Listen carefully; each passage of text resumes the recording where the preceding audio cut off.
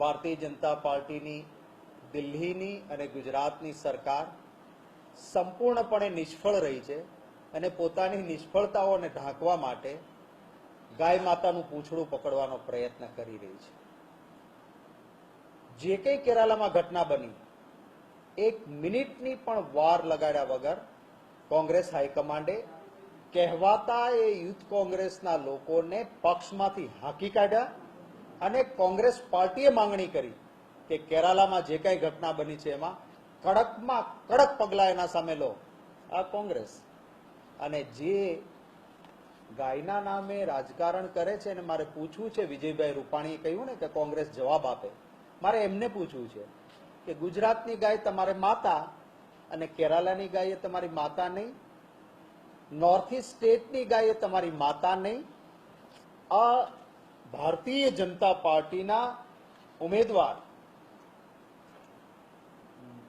એ ભારતીય જનતા પાર્ટીના લોકસભાના કેરલાના ઉમેદવાર એ કહે છે કે મને મત આપો ને હું ચૂંટાઈ જાઉં એટલે તમને સારી ક્વોલિટીનું ગાયનું માંસ, આ ભાજપના ઉમેદવાર કહે છે, કેરાલામાં હું મત વિસ્તારમાં પૂરું પાડીશ. અને કોંગ્રેસે ગાયોના કતલખાના બંધ કરાવવાનું પાપ કર્યું છે. આ પણ ભાજપનો ઉમેદવાર કેરાલામાં લોકસભાનો ઉમેદવાર બોલ્યો. ભાજપના એક પણ નેતાએ આને વખોડ્યું પણ નહીં, એને પક્ષમાંથી હાંકી કાઢ્યો નહીં. કદાચ આ થોડા દિવસો પહેલાની વાત છે, પરંતુ ગઈકાલે ભારતીય જનતા પાર્ટીના મેઘાલય સરકારના મિનિસ્ટર બર્નાર્ડ માર્ક, આ ગઈકાલની જ વાત છે, ગઈકાલે ભાજપના મેઘાલયના મિનિસ્ટર બર્નાર્ડ માર્કે કહ્યું કે મેઘાલયમાં ગાયનું માંસ, બીફ, આ સસ્તા દરે મળે એની વ્યવસ્થા મારી સરકાર કરશે, એટલે કે ભાજપની સરકાર કરશે. મેઘાલયમાં સસ્તા દરે માંસ પૂરું પાડવાનું. આ ગઈકાલની જ ઘટના છે. ભાજપનો એક પણ નેતો એના વિશે કંઈ બોલતો નથી. અમારા પક્ષના નેતાએ, હું ગૌરવભેર કહું છું કે કેરલાની ઘટના આવી, પક્ષમાંથી એને હાંકી કાઢ્યા છે. એ જ રીતે ભારતીય જનતા પાર્ટીની અરુણાચલમાં સરકાર છે.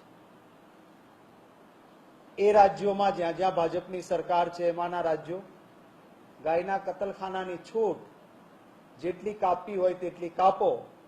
મારે વિજયભાઈ રૂપાણીને કહેવું છે કે કેમ ચૂપ છો તમે? ઉઠાવો ને અવાજ ત્યાં. અરે અમારા પૂર્વજો તો ગાયને બચાવવા માટે શહીદ થયા છે, એની આજે પણ દેરીઓ ને મંદિરો છે. ગાય અમારા માટે માતા છે, પણ અમારી માને અમે રાજકારણમાં ન વાપરીએ, મતો માટે અમારી માં ન વાપરીએ. અમે મત તો નીતિમત્તાથી, મત તો કામના નામે મકાય, મત તો આવતા દિવસોમાં લોક કલ્યાણ શું કરવાના છીએ એના નામે મત માંગવા જોઈએ.